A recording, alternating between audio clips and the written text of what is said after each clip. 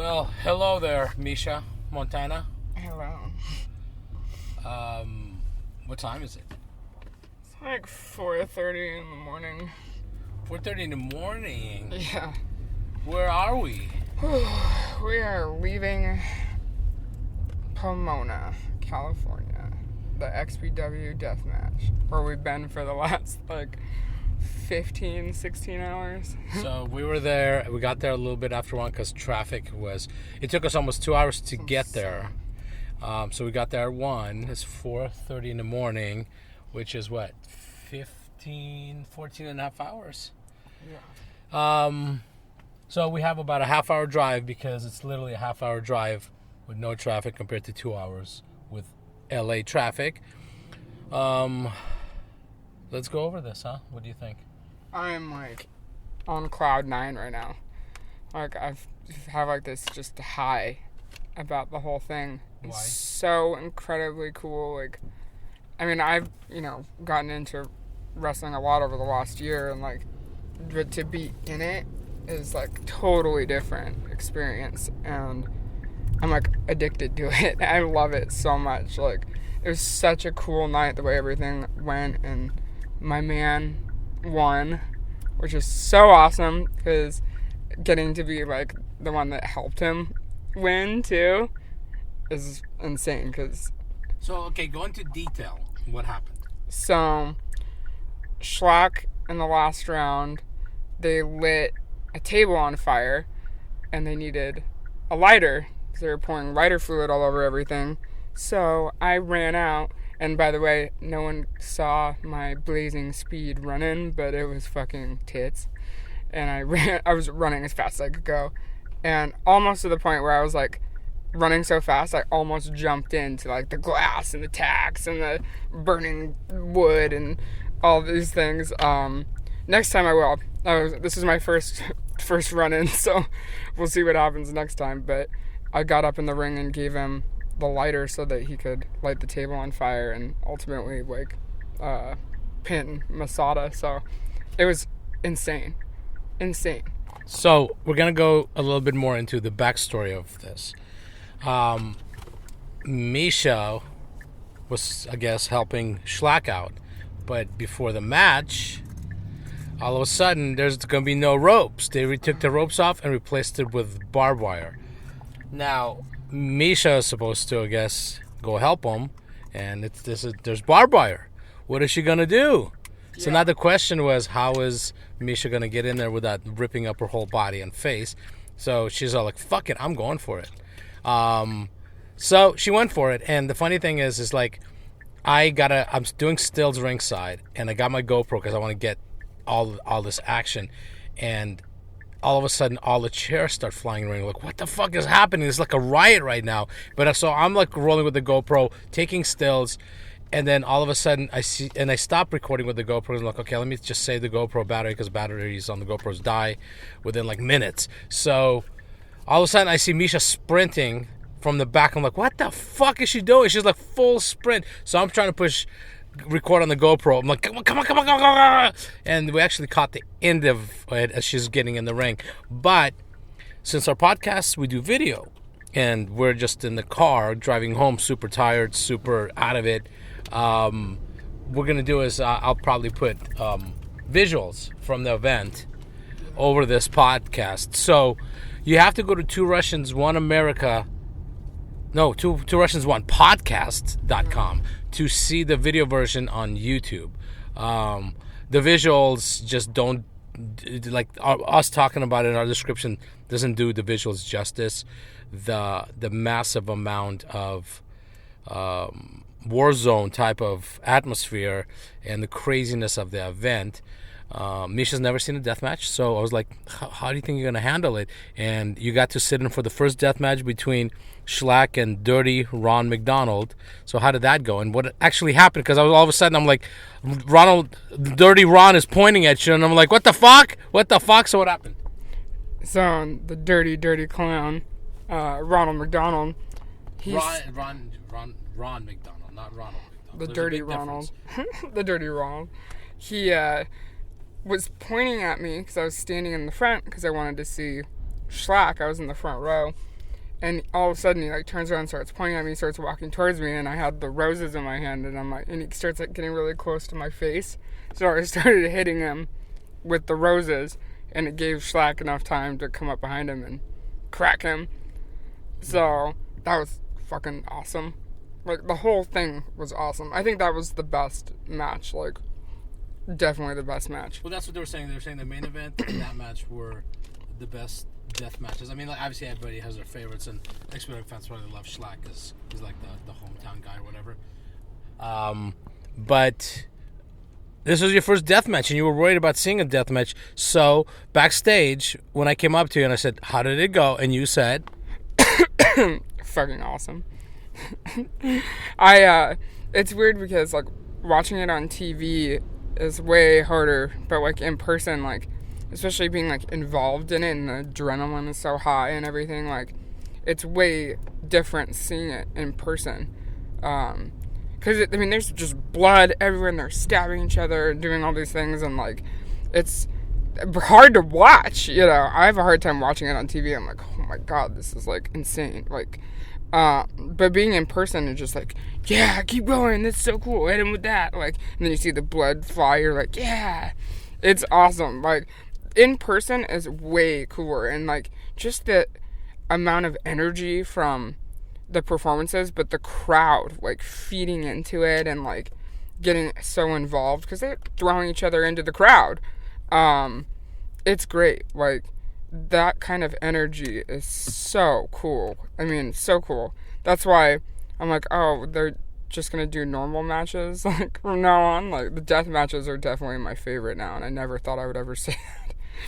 Well, I think what happens is, like, when you're watching it on TV, you're not there in person feeling that energy, so you're kind of like squeamish because when you see the guys stabbing each other and things like that, and blood and skin being ripped, and but when you're there, that art of it, you literally could call it performance art if you want, and it's hard to watch some of it, you know. But like for me, I'm squeamish. But when I do camera work, stills or video, I focus on the shot so much. To me, it's beautiful. Like, for instance, when Shlak was getting stabbed in the head with skewers, wooden skewers, and there are all these. Yeah, by the way, if you've never seen this and you listen to this podcast, you need to go to the YouTube channel to watch some of the visuals, but you really should go to Fight TV and order Killafornia. It's only $20, and you order it and you keep it forever. I think that's how it works. It just sits in your like folder.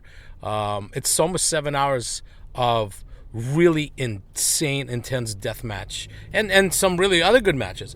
But yeah, you know, like the stabbing part. Like I went back and after a match where was it? I think it was the small dude against Juicy Fanu. Eric Ryan. I think Eric Ryan is his name. I think it's Eric Ryan. He's got this fork in his hand, and every time Juicy Fanu just gets one over on him or picks him up, he starts stabbing him in the forehead with this fork.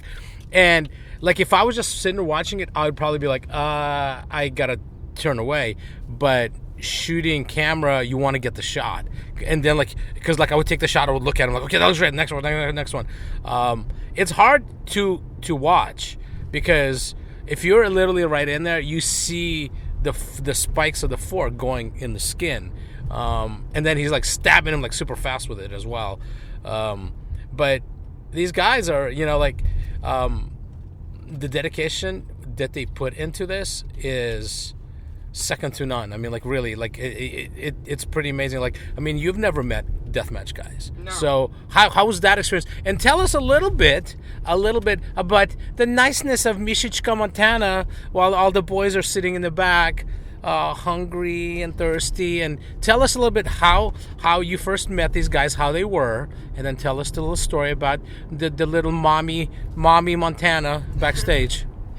Well, first it was like, I didn't know what to expect too, especially because, you know, everybody's really protective of their art, and when outside people come in, sometimes it's a little bit tense, I guess, like, because they're protective of their craft. I've seen it, you know, at tattoo conventions, when we show up, people are like hesitant at first, you know, and with wrestling, it's like, that's their passion and their art, and I didn't want to offend them, or, you know, because I am just as passionate about it as they are too. So I was kind of nervous going into it, but they are like the nicest people on the planet. Like, it's so funny because there's these big gnarly dudes and they're bleeding everywhere, and they're just so kind and wonderful and just really welcoming, and it was like they're like a family, and I feel, you know, part of that. And you know, everybody was super nice to me, and I was concerned that nobody had water, so I'm running around like giving everybody water bottles, and I went and got everybody hot dogs and food. And well, tell the story, because like you're like, I'm gonna go get the hot dogs. I'm like, why?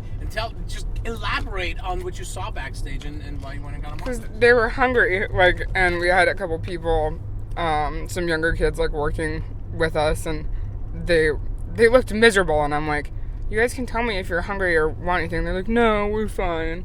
So I was like, I'm going to go get them hot dogs. And they were so happy. So I got a gang of hot dogs. It was about like a ton of hot dogs and tacos and waters and beer for everybody, and just like had it all. Like, whatever anybody needed, I was like, what do you guys need? What do you need? So I mean, like, running back and forth. And the staff was incredible. I made friends with everybody on the staff. And it was just a really positive experience, especially like being there that long, and there's a lot of high stress, like trying to make sure everything is going to go well, and nobody really knew what was going to happen. And an event that size, you know, you're going to have issues potentially, but it ran so seamlessly. Like, and yeah, it was long, it was super long, but it was, every second of it was incredible. Such a wonderful experience. Like, I'm so excited to see what's next, and I can't wait. Like, now I want to start training too, so that I can be more involved. I pulled my fucking groin out, probably during my, you know, marathon sprint thing I was doing. I don't know how I pulled my groin. I had a previous injury that I just way overdid it. But I didn't even feel it until we got back into the locker room. Like, that's how high, like, the adrenaline was. And I've got, like, pieces of glass in me, and there's blood all over me. By the way, we have footage of all that. Where can people possibly see this footage real soon? On my YouTube channel. On your YouTube channel? On ours. And yours. I have a YouTube channel coming out soon, so. So it's Misha sitting in the bathroom at 3:34 in the morning, pulling glass out of her wrist and hands because she jumped in the ring full bore. Also, the funny thing is, Misha thinks she had a rough one. I walk around in my shoes and it sounds like I'm a tap dancer because my shoes literally are silver underneath, just stepping on the thumbtacks. And the funny thing is, do you know how many light bulbs I stepped on and broke? Oh, I'm walking and poof, I'm like, oh shit, poof, glass inside my shoe. You know, I'll be honest, one of my favorite moments was so Necro Butcher's back, and if you haven't seen Necro Butcher wrestle in person, that one you have to hold the camera. Otherwise, like, if I wasn't holding the camera, I'd probably like puke, because just how intense and violent his matches are. And I've seen him wrestle where there were scissors involved and staple guns and tongues being stapled to the turnbuckle, things like that.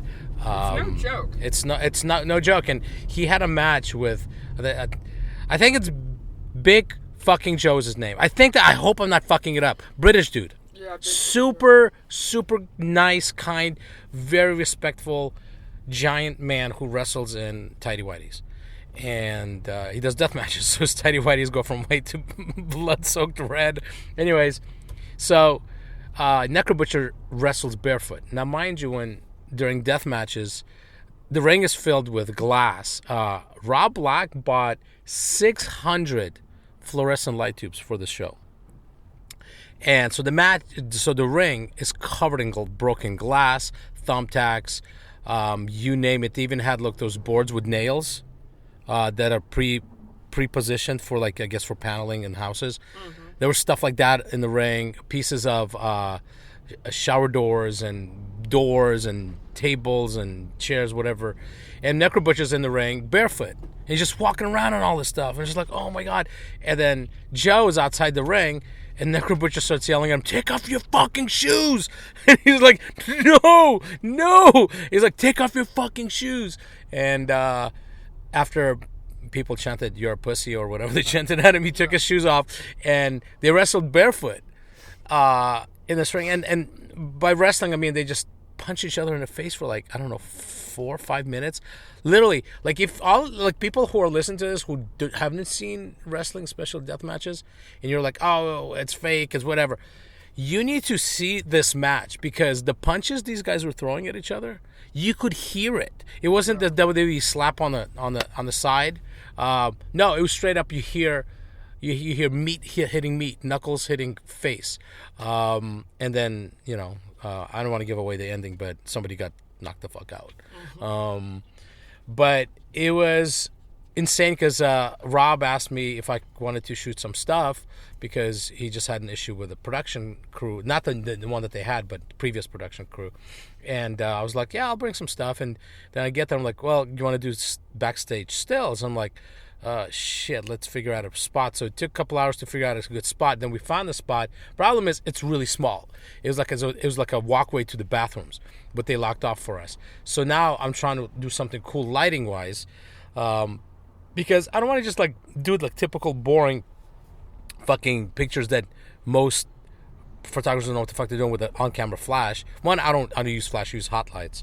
So sometimes focus is a little bit an issue if somebody's moving around or can't fucking stand still. But visually, the lighting would be like amazing and dramatic. And Ruben, who went with us, who was like a fucking lifesaver. Ruben from Master Republic, he's an amazing friend, amazing guy. He's a wealth of knowledge when it comes to the wrestling industry. So he was there, and he's like, why don't you do pictures before and after like UFC does? So I wound up, every wrestler that would allowed me to take pictures of them, I mean, they're all busy. I did before and after shots of them. So to see that difference from like the clean face, no blood on their bodies, no cuts, scrapes, things, glass sticking out of their skin. We got clean ones, and then we got really messed up ones. And visually it's beautiful. I did harsh lighting from the back and then the side to accentuate the lines of the scars and the blood, and because if you just light it straight on flat, you lose that detail, you lose that drama of what this is. You're trying to tell a story, like they told a story in the ring, now you're trying to tell their story outside the ring. Right. With the visuals. And to me that was very important to do that for the guys, and to the ladies, and I was showing them after the pictures, and every single one, I'm like, do you do this for a living? Do you have contact information? I'm like, I would love to do more of this stuff. Because these guys don't get paid much. Deathmatch guys don't get paid much, and even if they do, how many matches can they do per month to even pay their bills? So to me it was like, well, let's do something really cool for them, and do some beautiful visuals. And so the images are gorgeous, and we try to shoot behind the scenes of literally everything we could. I got candid shots of the guys backstage when they weren't looking. My favorite picture of the night, I showed this to Misha, and she was like, this is the greatest picture ever.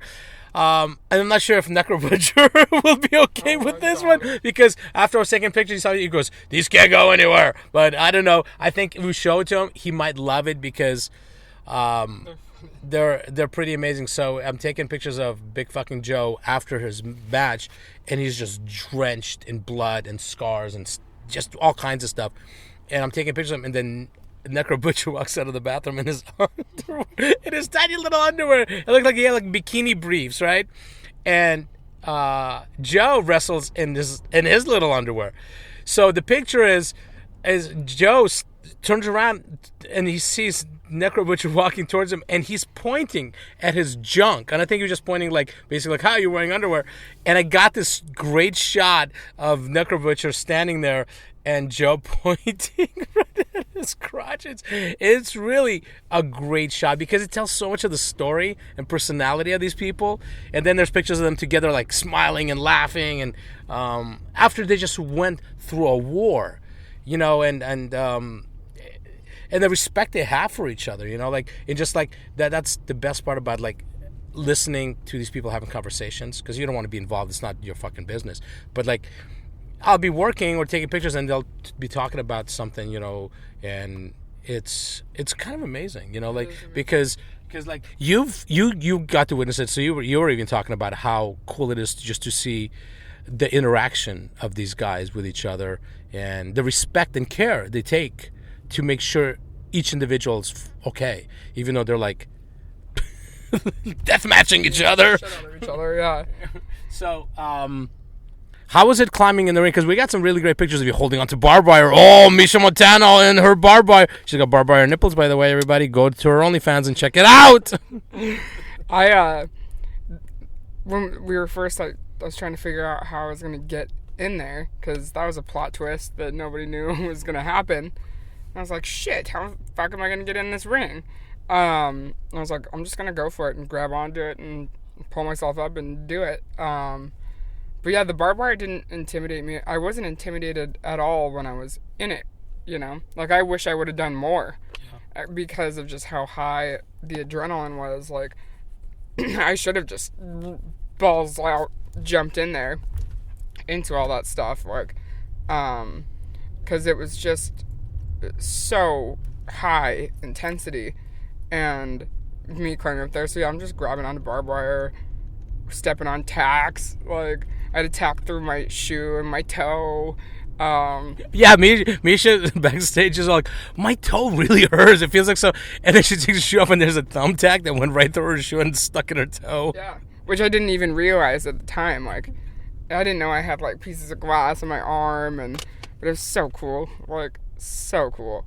So, Misha Montana over here finally met Rob Black.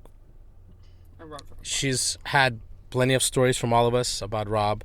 Then when we got to the show, she got to meet Patrick Hernandez and Chris Kloss. I got video of Rob and I seeing each other for the first time in like 18 years, which is really cool because he looks at me and he goes, you look like you lost half of you, and he goes, it looks like Patrick Hernandez ate half of you. I'm like, dude, that's mean, but that's funny.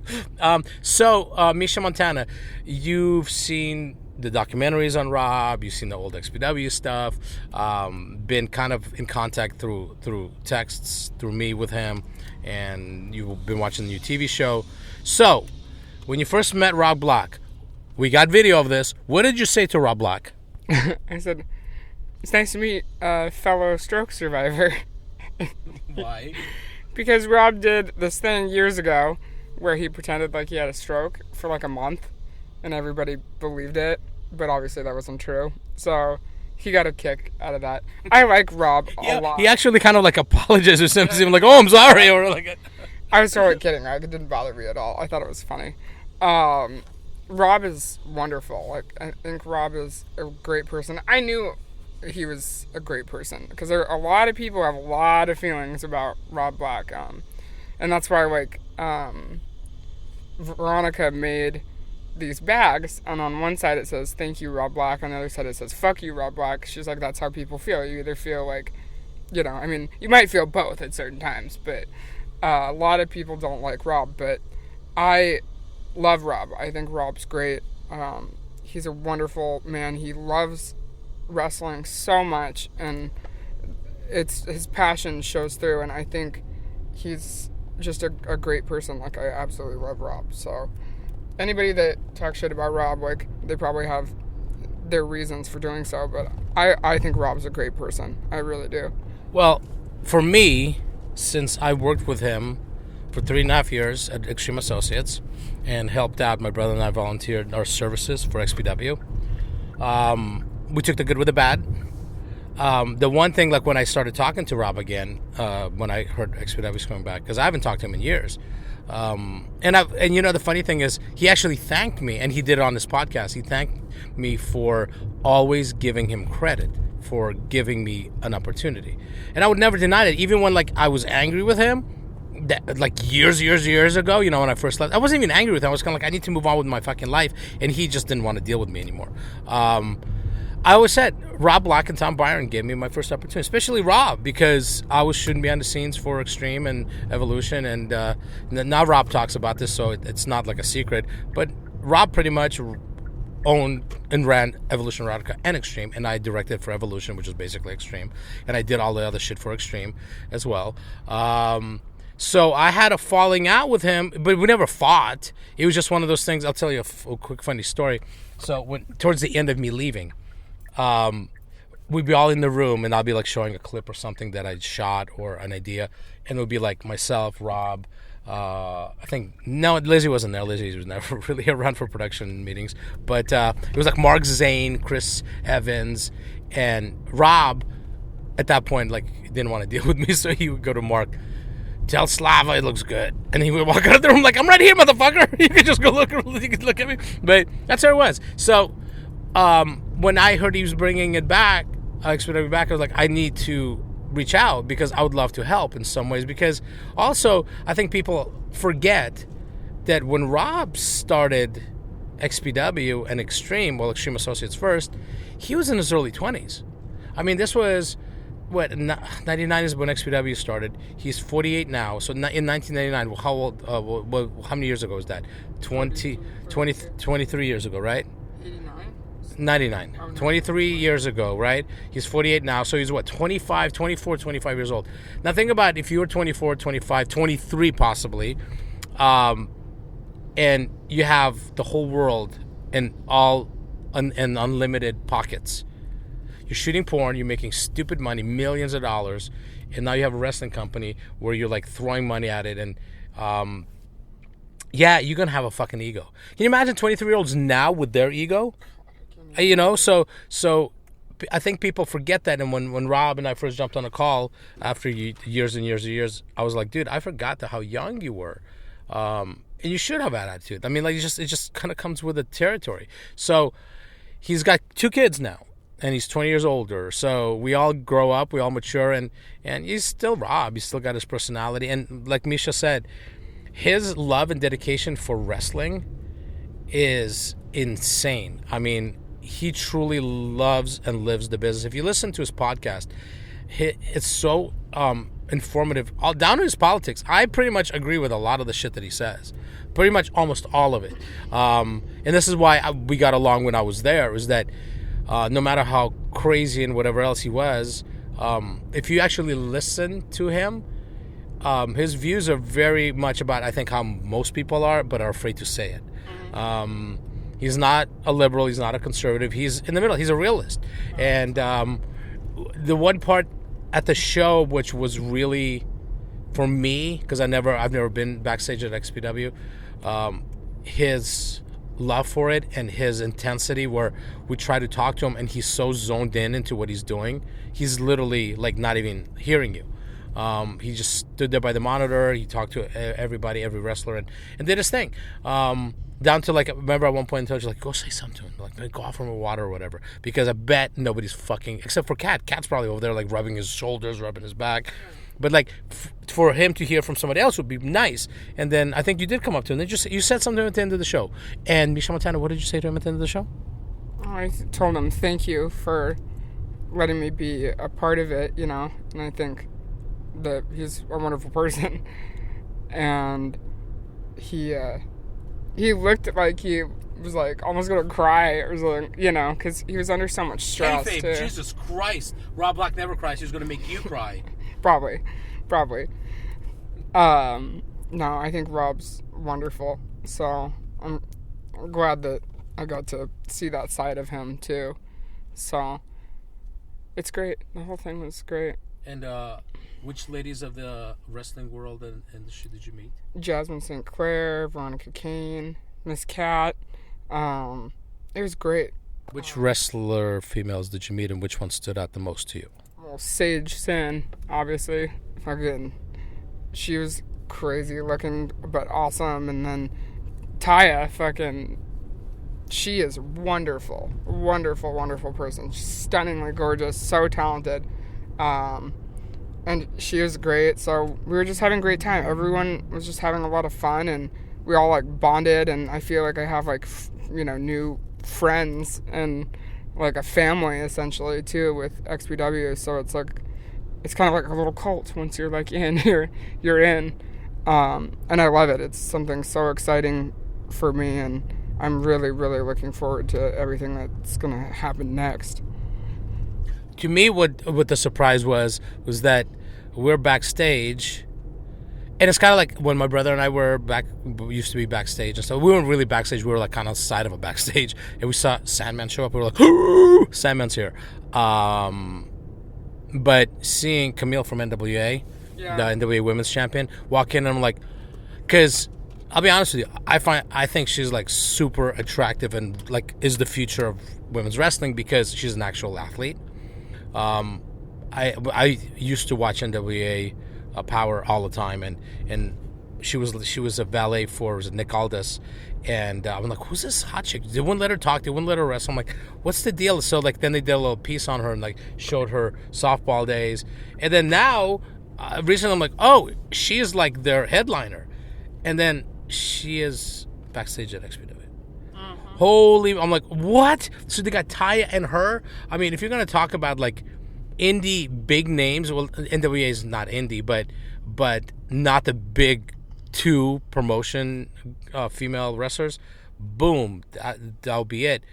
But you got to meet somebody that my brother and I followed for a couple of years, shooting a documentary with. She's looking at me like, what are you talking about? She had a stroke. She was gonna say I had a stroke, so I forgot. Who? The Hardcore Homo Angel. Oh, yeah. Hardcore Homo Angel. I'm a Barbie many girl people. in the Barbie world. So I go backstage to get to the locker room area, and there's no wrestlers because they're all like doing the meet and greet.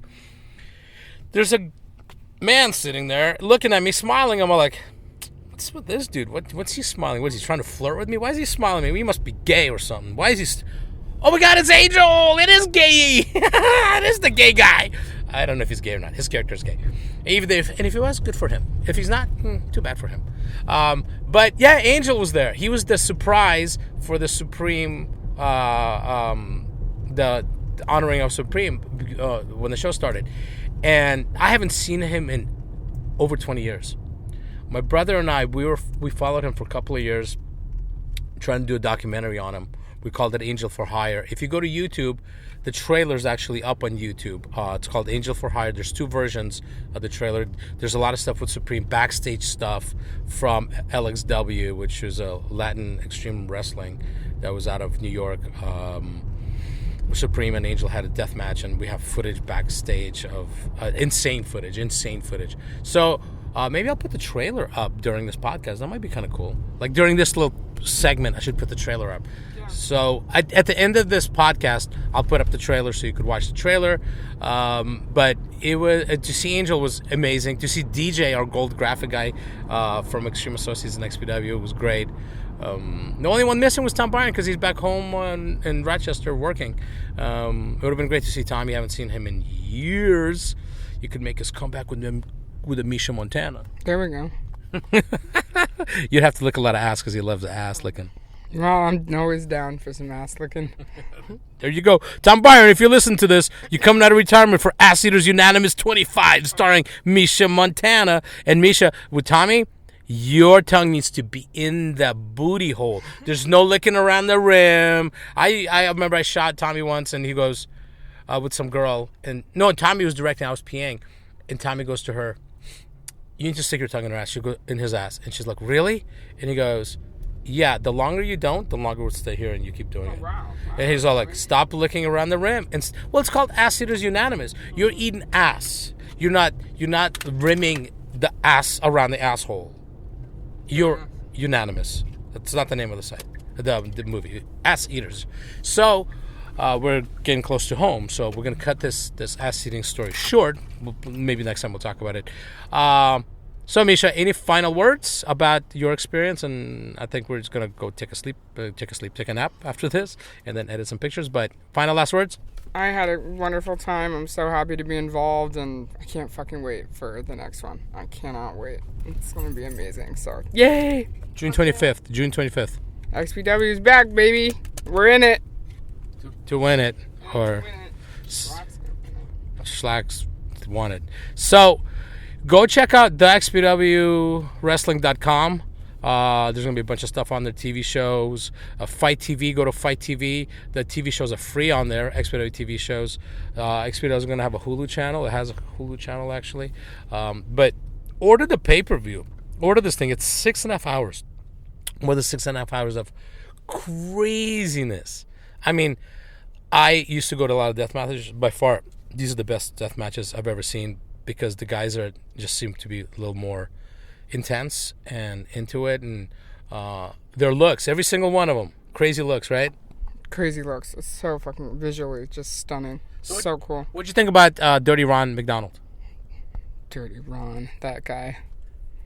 He can come and get it anytime. Whoa! Excuse you. I thought you were about Shlak and this guy. I am. I said he can come get it and I'll whip his ass. Oh, that's what you meant. I'm sorry. Who, looks-wise, besides Shlak, who'd you think had the most unique look and the coolest look out of wrestlers? I know you're gonna have to be put on the spot right now, so go ahead. God, all of them have like such crazy fucking looks, but Pagano has an insane look, and I love Pagano. Pagano's fucking cool. Pagano was really cool. He was really nice. He was really, really respectful, and he helped me clamp backdrops super high. He goes. The funny thing is, he goes to Ruben and me. He goes, "You Americans are so short," and Ruben's all like, "I'm Mexican," and he goes, "You're here. You live here. You're American," and I'm like, "I'm Russian." Tall ass Mexican. He's tall. What the hell? But yeah, that was it was fun. It was great. We're super tired. Yeah, super tired. And we're gonna go and pull into the garage and take a nap, and then get up and edit some pictures and start posting stuff. Yeah. All right, we out. Peace out.